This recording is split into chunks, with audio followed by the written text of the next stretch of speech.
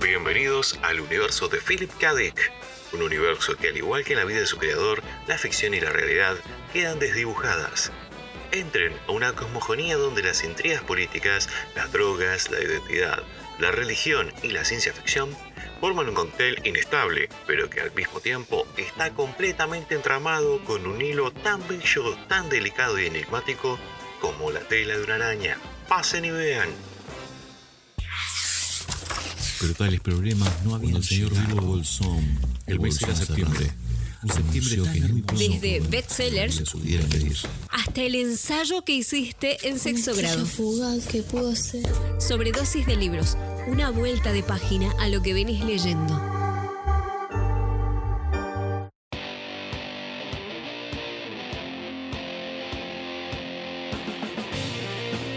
Hola gente, ¿cómo va? Si es la primera vez que me escuchás, bienvenido. Si ya me escuchaste antes, gracias por volver. Mi nombre es Pablo Fonteñez y esto es Sobredosis de Fandom. Un podcast donde alimentamos nuestra ñoñez y hablamos de lo que nuestra familia y amigos ya están cansados de escuchar. Series, cine, libros y cómics. Este es el episodio número 21.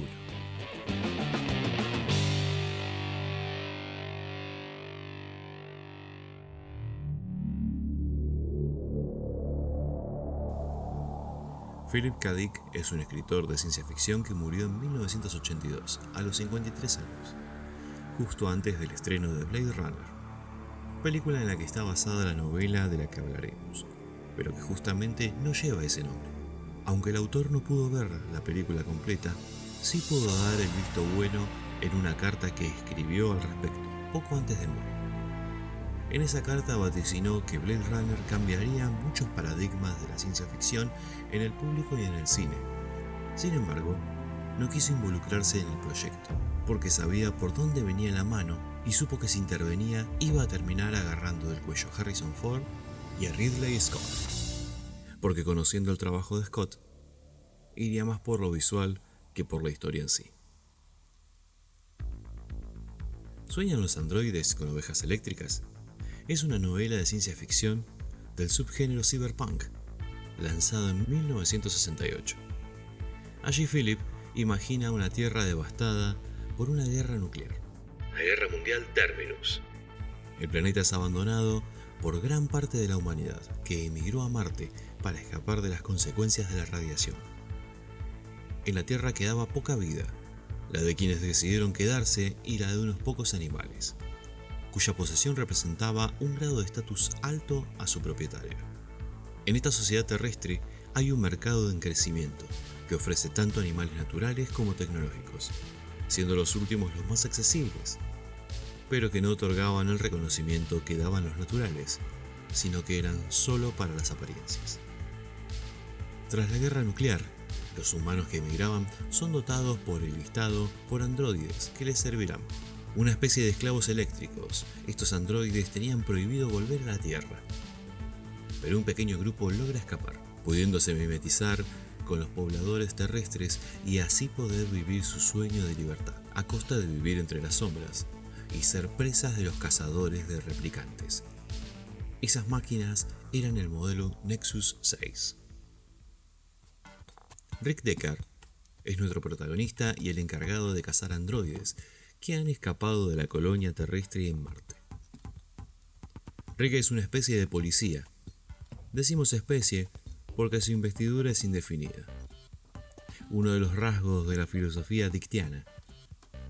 La vida de Rick no es muy distinta a la de un humano de nuestros días. Se resume en las complicadas conversaciones que tiene con su esposa, ver anuncios sobre precios de animales naturales y artificiales, sumado a la caza de Nexus 6, cuya recompensa es una gran motivación. Rick piensa gastarla en la compra de un animal vivo de valor, porque está cansado de tener tan solo una oveja eléctrica como mascota.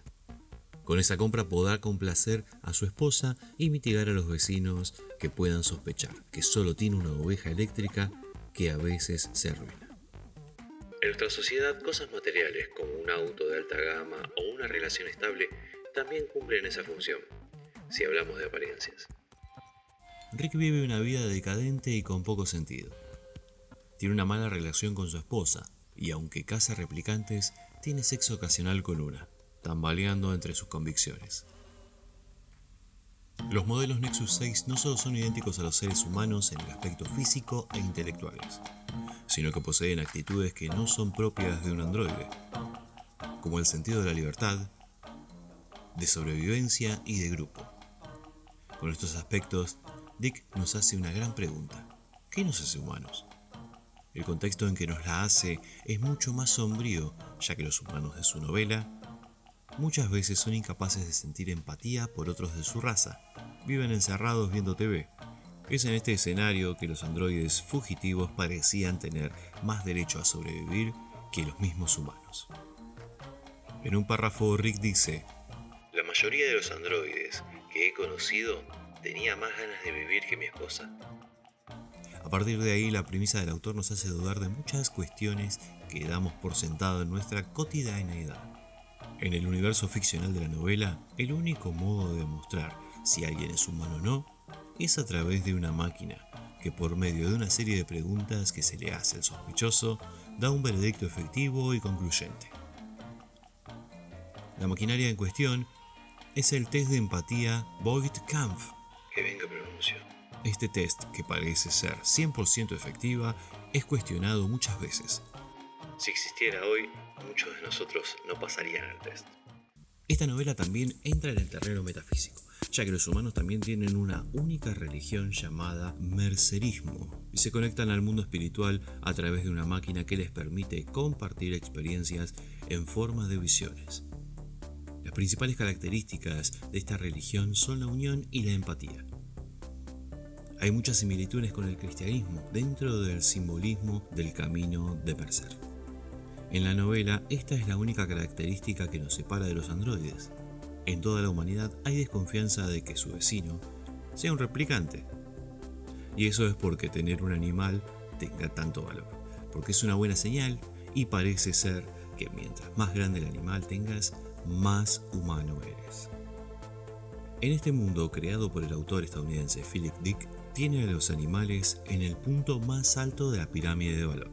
Debajo están los humanos, que se dividen en sanos y en defectuosos. Estos últimos son llamados cabezas de chorlito, porque van perdiendo habilidades cognitivas a causa de la radiación del planeta. Más abajo tenemos a los androides orgánicos o replicantes, y con ellos a los animales artificiales, que cada vez toman más protagonismo. En este mundo ficcional, las máquinas antropomorfas son más inteligentes que muchos humanos. Paradójicamente, las empresas trabajan en mejores prototipos que los humanos explotan, tanto en trabajos físicos como en sexuales. Un mundo que subsiste gracias a la tecnología, pero que le teme con un miedo primitivo. Para entender la obra de este autor complejo, hay que bucear un poco en su biografía. Philip K. Dick nació en Chicago, Illinois, en 1928 y murió en California en 1982. Capicúa. La fecha de nacimiento con la fecha de la muerte. No da, ¿no? Se crió en una familia disfuncional y su hermana melliza murió al poco tiempo de nacer, porque sus padres los descuidaban en sus cuidados mínimos de alimentación y salud. La muerte de su melliza lo marcó profundamente. Desde muy chico fue muy brillante, también frecuentó psicólogos en su preadolescencia, a los cuales engañaba. Cabe señalar que en sus sueños nocturnos siempre fueron muy vívidos en esa época. Su paso por la Universidad de Berkeley fue muy breve. Abandonado a los pocos meses, trabajó en una radio y también vendiendo discos por breve tiempo, hasta que se dedicó a la escritura a tiempo completo. En una visita al dentista y debido a un medicamento, tuvo una visión que lo acompañó el resto de su vida. Esa visión tenía que ver con Jesucristo y la antigua Roma.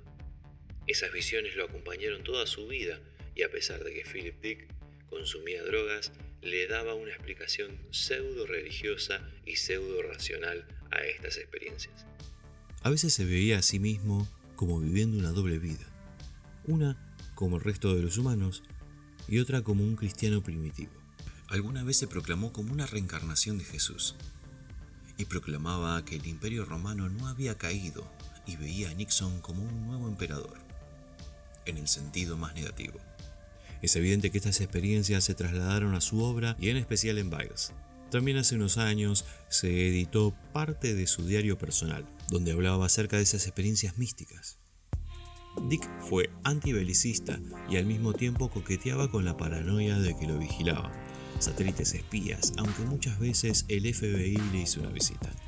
La biografía del escritor Philip K. Dick era muy parecida a la de un músico de rock en algunos aspectos, por eso su vida también trascendió a su obra, y muchos artistas la utilizaron como marco de una obra artística en sí misma.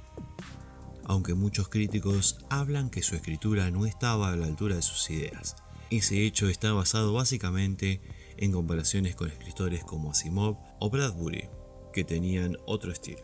Es evidente que su obra sobrevivió a toda crítica y al paso del tiempo. Ganador de un premio Hugo por su novela ucrónica El hombre en el castillo, por años solo fue conocido en el mundo de la ciencia ficción, hasta que una serie de películas basadas en ideas de sus novelas lo catapultaron en el panteón de la ciencia ficción y también de la cultura pop. Es dueño de un humor satírico, grotesco e irónico que pudo inyectar a sus personajes y a él mismo. Películas como Total Recall, más conocida en estas tierras como El Vengador del Futuro, con nuestro querido Arnold Schwarzenegger como protagonista y con un despliegue visual inolvidable basada en el relato Podemos recordarlo todo por usted al por mayor. Es la obra que mejor abarca los aspectos filosóficos de Dick.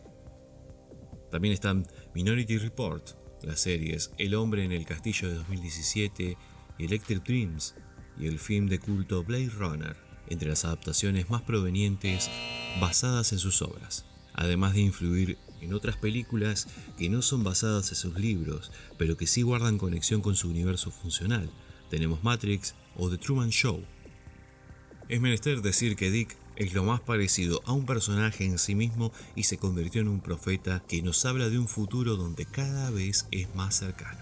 Esperemos que su obra siga implacando en las próximas generaciones y no se pierda como lágrimas en la lluvia. Desde el mito griego de Pigmalión, pasando por el Golem, el monstruo de Frankenstein, Terminator, Pinocho, Mannequin o Metrópolis, nuestra fascinación mórbida por crear o pedir que aparezca un ser parecido a nosotros para algún beneficio personal siempre nos acompañará y quizás alguna vez sea nuestra ruina, porque cada vez nos cuesta más interactuar con los de nuestra raza, tal como Rick Deckard. Sobredosis de fandom.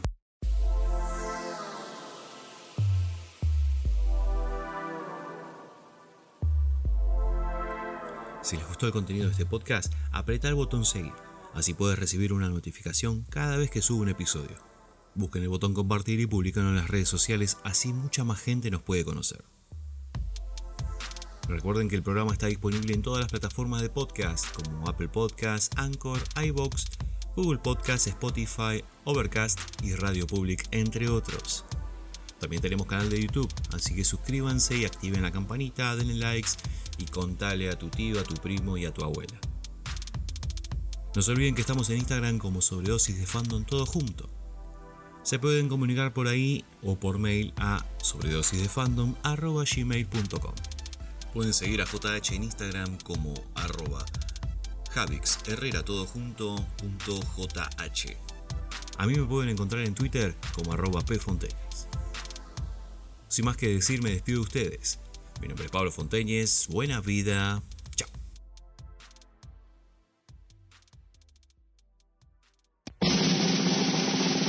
Este episodio llegó a su fin. Pero no se preocupen, muy pronto subimos uno nuevo. Sobredosis de Fandom.